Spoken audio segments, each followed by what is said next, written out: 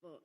The highest praise, glory, and honor to our loving Savior, Jesus Christ. We remember and cherish and blessed preachings and teachings of our dearly beloved parents in the Lord. Greetings to the beloved Almeida family, beloved preacher, brethren, webcast viewers, and visitors.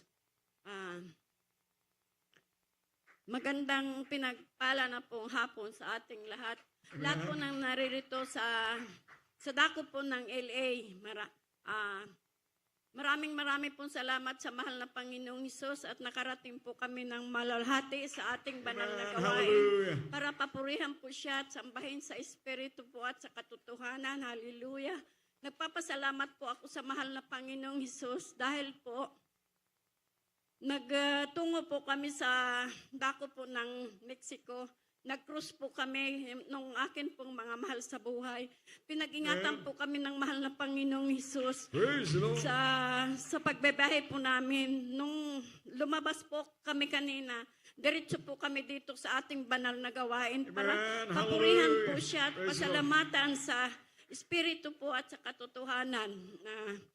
Balikan ko lang po kung paano ako naligtas sa ating banal na gawain dahil po nung wala pa po ako dito sa ating banal na gawain, talaga pong lahat po ng bisyo ng sanlibutan, nandiyan po yan sa akin. Marunong po ako magsugal, mag-inom po ng alak. Talaga pong gusto ko po, lagi po ako nasa mga sayawan, sa mga layaw po ng laman. Talaga pong akala ko po, sa malaking reliyon po, kahit po nagsisimba ako, naiinip din po ako, kahit isang oras lang talaga po siya.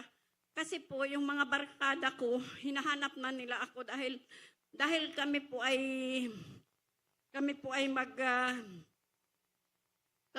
gumagawa nga ng mga hindi kalugod-lugod sa ating banal na Panginoong Hesus. Kaya nagpupuri po ako at nagpapasalamat sa mahal na Panginoong Hesus. Simula po nung ako'y mabautismuhan sa ating banal na gawain, talaga pong unti-unti pong inalis siya ng mahal na Panginoong Hesus. Talaga pong binigyan po niya ako ng peace of mind. Tapos po, tinuruan din po akong magsuot po ng kabanalan at tinuruan din po ako na dahil po ako'y magalitin din po nung wala po ako sa ating banal na gawain. Tinuruan din po ako niyang magpakumbaba ng mahal na Panginoong Hesus. Kaya lubos-lubos po ako nagpapasalamat sa mahal na Panginoong Hesus dahil po sa unang dalangin po ng ating mahal na pastor, talaga pong naabot din po ako ng kanyang pananalangin po at pagluhod sa mahal na Panginoong Hesus sa wala pong kain-kain na pag-aayuno. Kaya lubos-lubos po ako nagpapasalamat sa mahal na Panginoong Hesus. Nagpupuri din po ako at nagpapasalamat sa Panginoong Hesus dahil po nung wala pa po ako sa ating banal na gawain, talaga pong ako din po ay 5 taon na po akong umiinom ng gamot sa high blood po. Lagi po yung talaga pong grabe yan, tumaas. Natatakot din po ako dahil pag wala na po akong gamot, sinasabi ko doon sa anak ko na wala na akong gamot. Pero nung nakakilala po ako at nabautismuhan ako sa banal na pangalan ng mahal na Panginoong Hesus, talaga pong simula po nung 2015 hanggang sa ngayon po, hindi na po ako nakainom ng gamot. Talaga pong nagtiwala lamang po ako sa mahal na Panginoong Hesus na siya po ang ating dakilang manggagamot.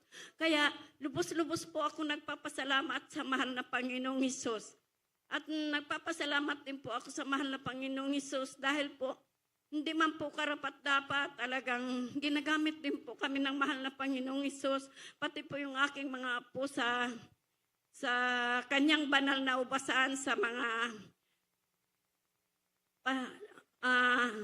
youth choir po at saka children's choir at saka po sa mga instrumentalist. Kaya maraming pong salamat sa mahal na Panginoong Hesus at binigyan po sila ng katalinuhan ng mahal na Panginoong Hesus sa habag lamang po at awa ng mahal na Panginoong Hesus. Kaya lubos-lubos po ako nagpapasalamat sa mahal na Panginoong Hesus. Tapos po nung 2021 po, talaga pong sinubok din po ako ng mahal na Panginoong Hesus dahil po Grabe talaga po ang taas ng BP ko. Naging ano po yan, 224. Tapos po nung hapon, nung gabi na po, naging mataas pa po siya, 228. Pero hindi po ako talaga nagpadala sa emergency. Sabi ko doon sa anak ko, ayaw kong pumunta doon dahil noon po ay panahon po ng pandemic. Kaya natatakot din po ako dahil ang dami talaga pong namamatay noon. Pero purihin po ang mahal na Panginoong Hesus dahil po ginawa ko lang po na manalangin ako sa mahal na Panginoong Hesus. Nanonood po ako ng webcast, tapos po yung sa mahal na preaching, mahal po na pastor na preaching po ng mahal na pastor. Talaga pong magdamag akong nanonood po niyan. Tapos kinakas out ko po yung mga demonyong karamdaman.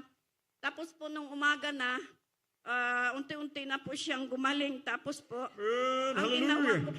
ang ginawa ko po, isang linggo po ako 2 meals fasting. Tapos po, yun po na talaga pong pinagaling ako ng mahal na Panginoong Hesus. Simula po noon hanggang ngayon. Kaya nagpupuri po ako, nagpapasalamat sa mahal na Panginoong Hesus sa kagalingan pong yan. Hallelujah.